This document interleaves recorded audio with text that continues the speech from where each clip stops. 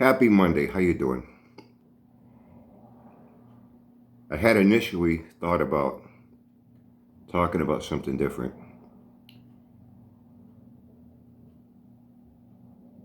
and having a little bit of fun.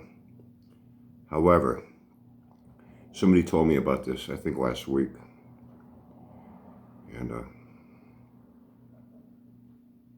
said one of these days maybe I'll check it out. And then last night, was it last night? Last night or Sunday night, Dave down in Florida, DSC Racing. Him and I, Sunday, I said I was going to get to that. I left that out last night. Was more into the MC Hammer car, another failure, another embarrassment at the track. And Sanford just shrugs off his failures and embarrassments as if it's nothing. And I don't think he realizes, well, I should say, rather, his pickle sniffers don't seem to realize that he's not good. He doesn't do anything well. And it goes well beyond his junk he plays with that he glorifies. It's his method. It's his mentality. And it's his ego and his narcissism in full bloom. I've said this before over the years. However, Dave and I, we were, I'll tell you, I can't remember the last time I was on the phone with somebody for well over an hour. And we weren't talking about Sanford. It's kind of funny. We really didn't have any topic in mind to dive into. It was just exchanging pleasantries. Hey, Brian, how you been? It's been a while since, we talked and stuff. And one thing led to another, and we talked about a myriad of things. We even talked about the Tuttle family at American Shopper and a host of other topics we talked about. And it was great. We talked about clones. Some people are, how, him and I said the same thing, I'd have no problem with a clone 69, Chevelle, or a clone 71 Hemi Cuda. So what if somebody, put a hole in the hood, put a shaker on it, got the fender vents, put the grill, and then he was telling me about his AAR Cuda. Anyway, I guess some of us are not fanatics like I see some people. Everything's going to be matching number. When I was in Arizona for those 3 years, I lived in Scottsdale, and I was not that far from where they had a Barrett Jackson. And there were some clones there. And even the clones go for big money. I saw like 70, 71 Z28s going for like $60,000, $70,000. When you stop and think about it, these days, that's not a lot of money. You know what I mean? One of my daughters is a manager at the Empire Auto Group that they just gobbled up another competitor's dealership. There's 5 now in the auto group. And they're selling, Ford trucks out of there for 80, 90 grand. You know what I mean? And that's still a lot better than spending, like what I saw, 150, 160 grand for an all original numbers matching. And to me, I don't care about numbers matching. I don't care about a lot. I care about how well it looks, how well it runs, how well it performs, and how much fun I'll have driving it. And I like to drive cars. I'm not the type that, I guess these are people that have too much money, too much free time. We got a guy down here. Here in the Fort Campbell Peninsula, you have a little more, let's say the income bracket is pretty much the highest in the city. Several guys down here, they own commercial fishing vessels. We're the #1 commercial fishing port in the country, good old New Bedford. You can look it up. The same way we were the whaling capital of the world at one time. That's why Herman Melville came here and wrote Moby Dick in a house about a mile from me after taking an 8-month voyage on the whaling ship Acushnet. We were talking about that, with Dave. I was talking about the history in this city. Very rich in history, very multicultural in ethnicity. It's a nice place to live. I like it. It's all that matters to me. And I've been around, the country and other parts of the world. I don't have a lot of complaints here. And But to each their own, as they say. You know, there's a guy down here, he's got a Lambo and a Ferrari. And a Ferrari. And a Viper. And a Factory 5 Cobra. You know where they are? They stay in the garage most of the time. Doesn't drive them. But they're there. So we can show people what he has. They're like toys. They're not cars to me. You know. They make a lot of money in the fishing industry. The average deckhand on a boat will make 120 grand a year. First mates will make 180 grand a year. Captains will make 250 to 300 grand a year. The boat owners will make $4 to $5 million a year. That's how they spend their money. These boat owners. And we talked about, you know, cars to some degree. You know. Anyway, I'll get that out of the way. Now back to what I was saying.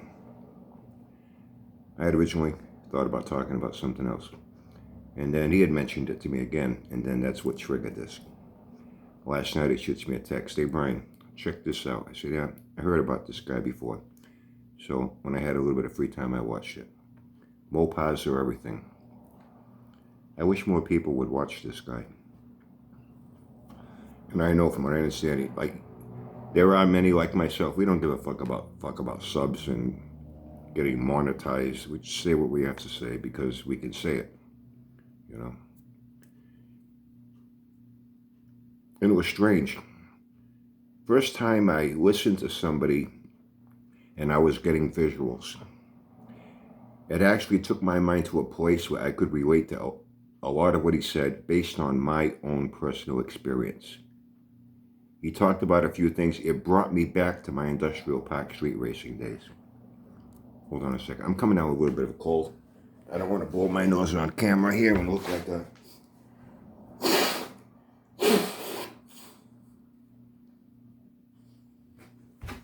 Unlike Sanford, I do have a little bit of class.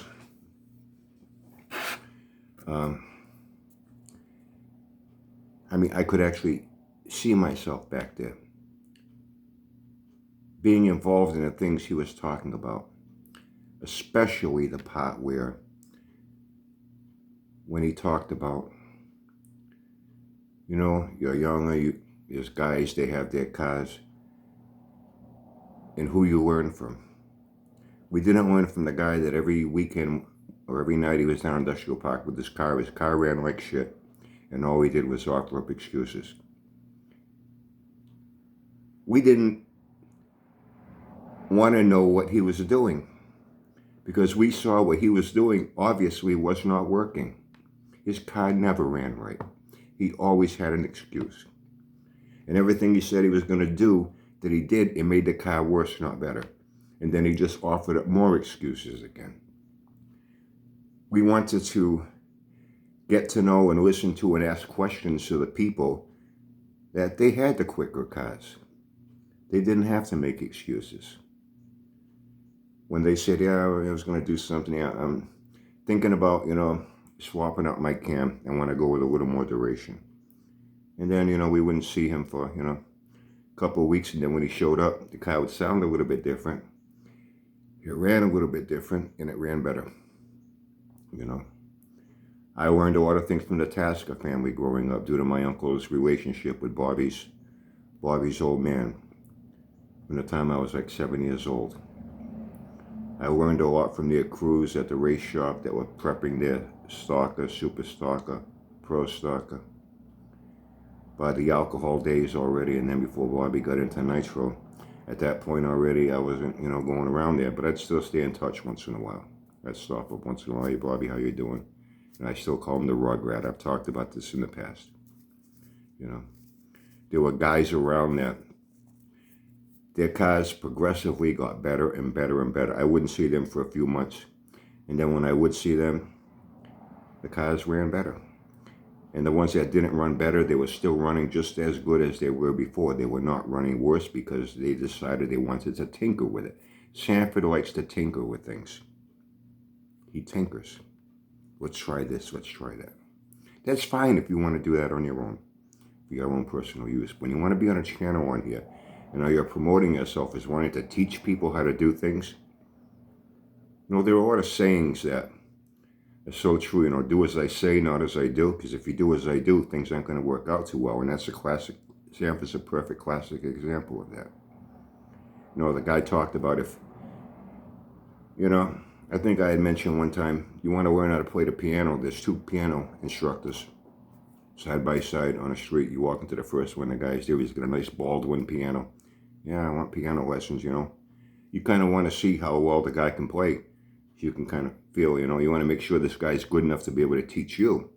The guy sits down at a nice Baldwin, he's playing fucking Chopin or something, Okay, I want to check out this guy next door. You go next door. It's an old broken down piano. It's lopsided. One of the legs is shorter. He's got something jammed on the one leg to try to keep it a little crooked. It's missing a few keys. He walks over, yeah, I can teach you. Can you show him what you can do? And he's struggling to play fucking chopsticks. Is that the guy you want to take piano lessons from? The guy put things in kind of those terms, and I could relate to it. I've kind of said the same thing at times, just in a different way. And he said it in a way that I could never, ever be able to say. He said it in a way that it really gave me visuals. He brought me back to real life experiences that I could really relate to. The guys down Industrial Park, we'd be down there. I wasn't the fastest, but I wasn't the slowest. He talked about respectability.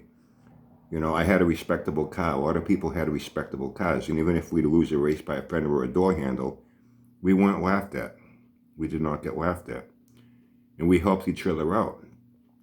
And we didn't want anybody coming over that had the slowest car, that was pinging and popping and smoking and burning oil and had all kinds of issues. He was the last guy we wanted to take advice from. He was the last guy we wanted to come over to the screwdriver. Hey, listen, can I take a crack at adjusting your carb? I was okay with carbs, but I was no expert at it. And there was one guy, Dean Francois. He was a good friend of my brother. And he had a nice Chevelle SS396. I think he still has it to this day.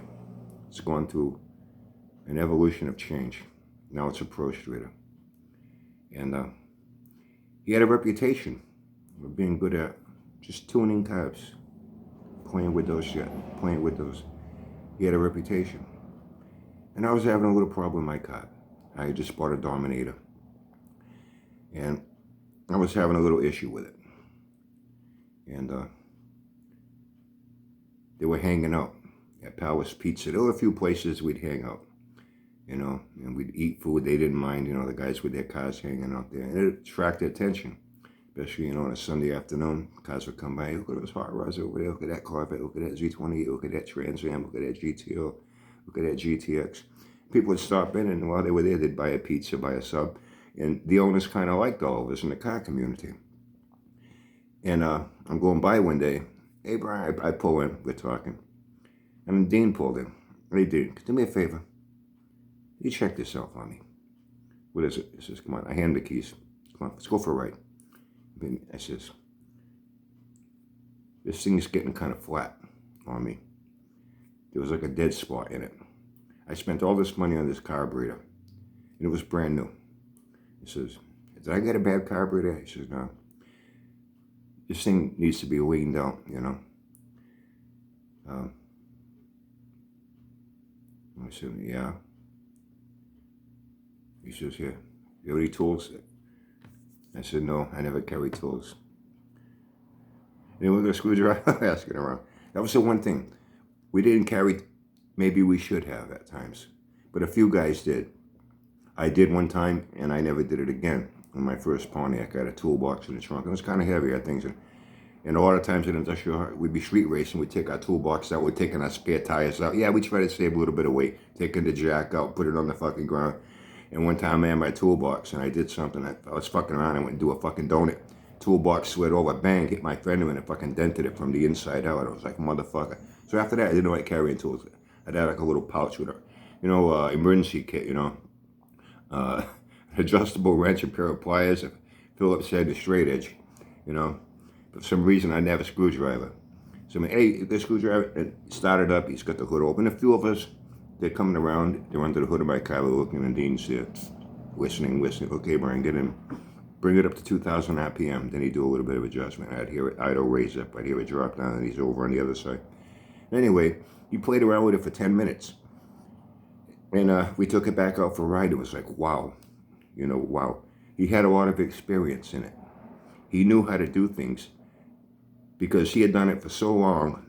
And yes, Sam's like, well, it's always trial and error. There's always bugs. Yes, there is. But at some point, you get past that. At some point, you get past, not getting it right by the second or third time.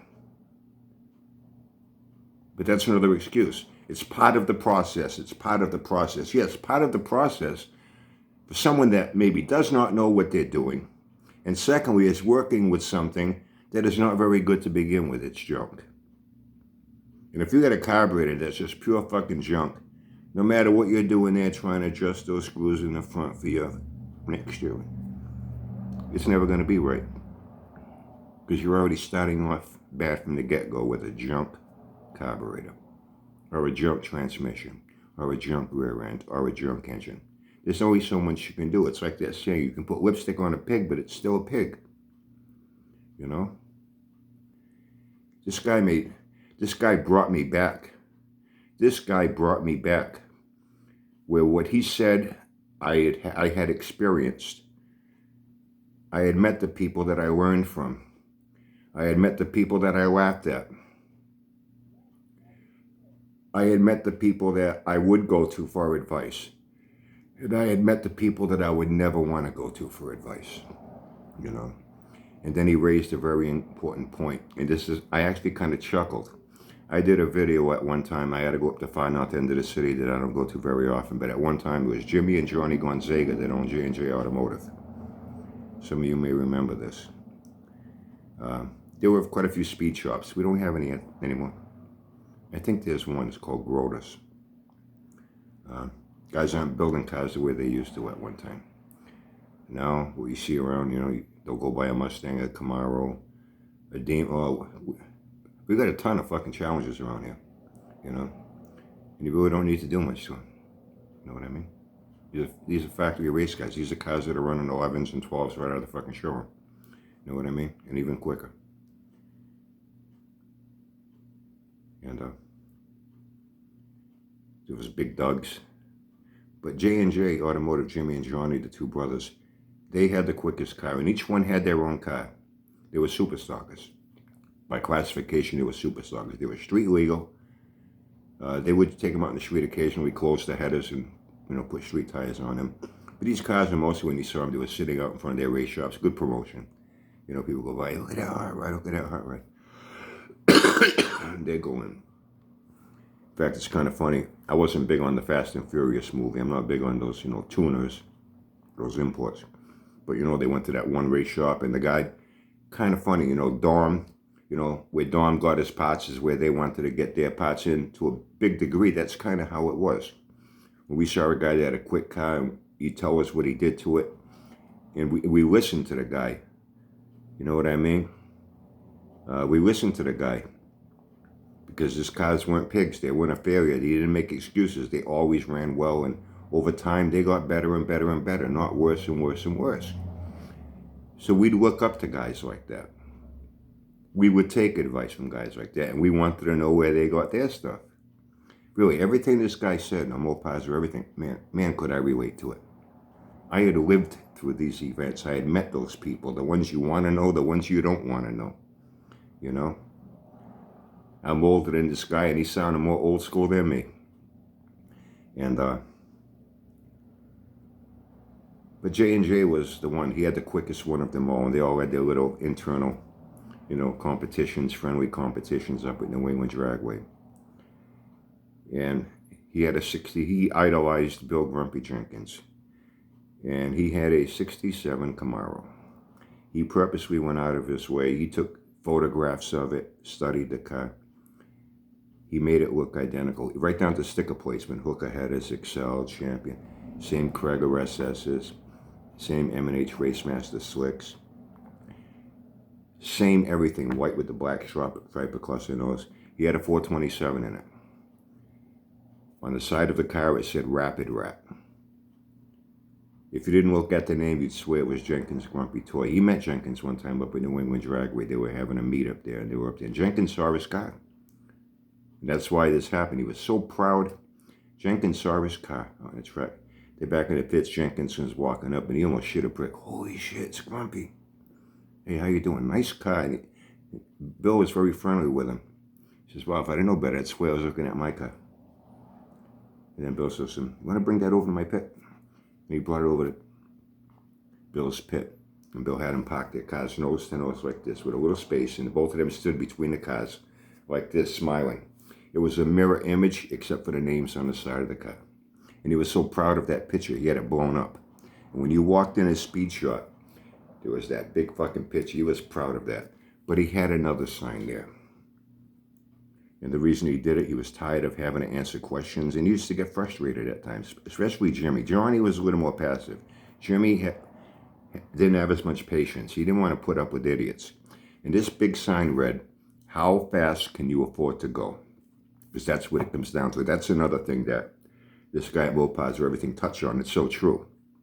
You know, a budget build isn't about trying to find the cheapest, junkiest parts you can find to slap them together. It's about spending your money wisely. Sometimes you have to wait.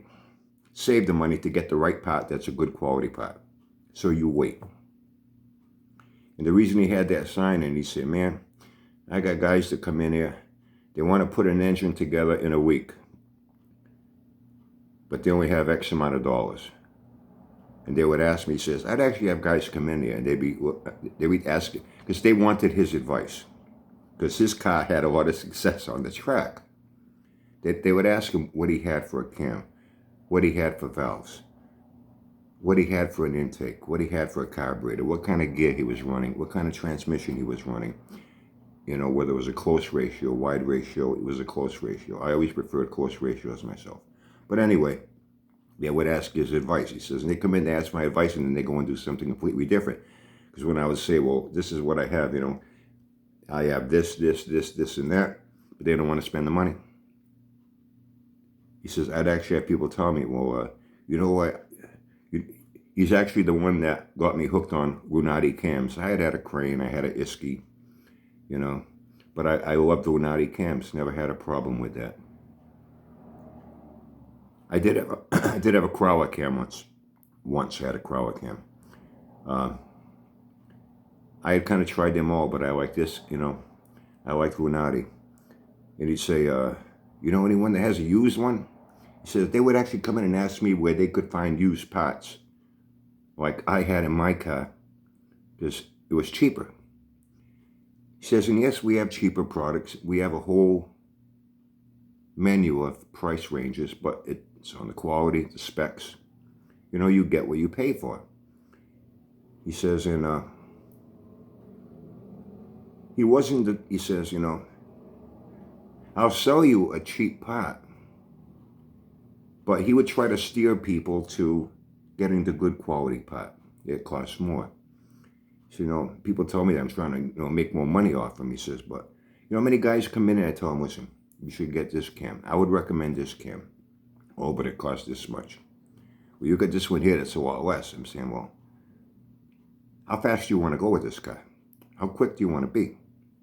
They have all these big dreams in their head. They want to be pulling wheelies and lifting the wheels in second gear. And, you know, they want their car to run like mine. But they don't want to spend the money I have into my fucking car. But they want the same thing. They want to do it cheap. He says, and I tell them, you know, I'd sell it to them. I'd give them what they wanted. He says, you know what? You know how many people would come back to me later, a few months later? You know, what have you got now? They kept rebuying the same parts. In their cheapness, in the end, they ended up spending more money than if they had just bought that part to begin with. Well, I don't have the money now. Sometimes you gotta wait. You save the fucking money. He would tell people, a guy would come in, he wanted this that was a little bit cheaper. Listen, you know, get this, oh, but I don't have the money now. Save your money. Wait a couple of weeks. Wait a couple of weeks, save a little money, come back. Believe me, you'll be happy with this one. You're not gonna be happy with that part in the long term. Sometimes they'd listen to me. They'd say, yeah, you were right. I'm glad I took your advice. And I saw guys that would buy the same thing over and over and over, putting in used clutches on, man. I saw guys that didn't want to go out and spend the money to put a brand new fucking Hayes clutch in. I always preferred Hayes clutches. And get a good one. You know what I mean? Get a good one.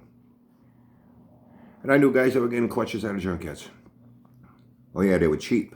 But they'd go through 3-4 fucking clutches in a fucking summer. By the time they paid for all these fucking junk clutches, it ended up costing more than that good Hayes clutch that was new and a good quality product they could have bought from the get-go. That they ended up buying in the end because they got sick of throwing money on top of bad money on top of bad money because of junk parts.